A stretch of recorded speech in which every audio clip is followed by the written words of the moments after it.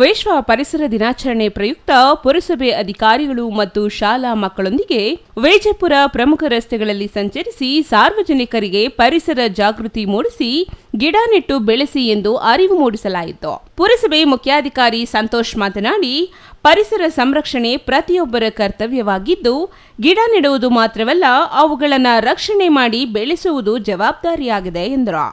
ಗಿಡ ಮರಗಳಿಂದ ಕಾಲಕಾಲಕ್ಕೆ ಮಳೆಯಾಗುತ್ತಿತ್ತು. ಆದರೆ ಕಾಡು ನಾಶ ಮಾಡಿ ಗಿಡ ಮರಗಳನ್ನು ಕಡಿದರೆ ಮುಂದಿನ ದಿನಗಳಲ್ಲಿ ಜನರು ಪ್ರಕೃತಿಯಿಂದಾಗುವ ಅನಾಹುತಗಳನ್ನು ಅನುಭವಿಸಬೇಕಾಗುತ್ತದೆ. ಹಾಗಾಗಿ ಪರಿಸರವನ್ನು ಸಂರಕ್ಷಿಸಿ ಮುಂದಿನ ಪೀಳಿಗೆಗೆ ಕೊಡುಗೆಯಾಗಿ ನೀಡಬೇಕು ಎಂದು ತಿಳಿಸಿದರು. ಇವತ್ತು ಪರಿಸರ ದಿನಾಚರಣೆ ಅಂಗವಾಗಿ ಶುಭಾಶಯ ಕೋರ್ತಾ ಈ ಪುರಸಭೆ ವತಿಯಿಂದ ಈ ಗಿಡ ನೆಡುವ ಕಾರ್ಯಕ್ರಮವನ್ನು ಹಮ್ಮಿಕೊಂಡಿದ್ದೀವಿ. ಗಿಡನ ನಾವು ಈಗಾಗಲೇ ಒಂದು 100 ಗಿಡನ ತರಿಸಿ ಎಲ್ಲ ಊರು ಎಲ್ಲೆಲ್ಲಿ ಗಿಡಗಳು ಅವಶ್ಯಕತೆ ಇದೆಯೋ ಅಲ್ಲೆಲ್ಲ ಪಾತಿ ಮಾಡಿ ಇದು ಮಾಡ್ತಾಯಿದ್ವಿ. ಅದರಂತೆ ನಾವು ಇವತ್ತು ಈ ಸ್ಕೂಲ್ಗಳ ಮುಂದೆ ಹಮ್ಮಿಕೊಂಡಿದ್ದೀವಿ.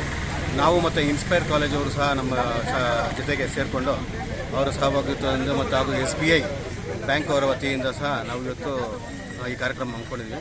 ಪ್ರಗತಿ ಶಿಕ್ಷಣ ಸಂಸ್ಥೆಯ ವ್ಯವಸ್ಥಾಪಕ ನಿರ್ದೇಶಕ ಕೃಪಾಕರ್ ಮಾತನಾಡಿ, ಪರಿಸರ ಸಂರಕ್ಷಣೆ ಎಲ್ಲರ ಕರ್ತವ್ಯವಾಗಿದೆ.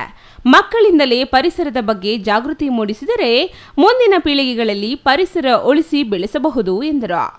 ಇನ್ನು ಈ ಕಾರ್ಯಕ್ರಮದಲ್ಲಿ ಪುರಸಭೆ ಪರಿಸರ ಅಭಿಯಂತರ ಶೇಖರ್, ಆರೋಗ್ಯ ನಿರೀಕ್ಷಕಿ ಲಾವಣ್ಯ, ಪುರಸಭೆ ಕಂದಾಯ ಅಧಿಕಾರಿ ಚಂದ್ರು, ಅನಿಲ್, ಪವನ್, ಜೋಶಿ, ಜನಾರ್ದನ್ ಮತ್ತಿತರರು ಹಾಜರಿದ್ದರು. Satish Kumar, CTV news, Vijayapura.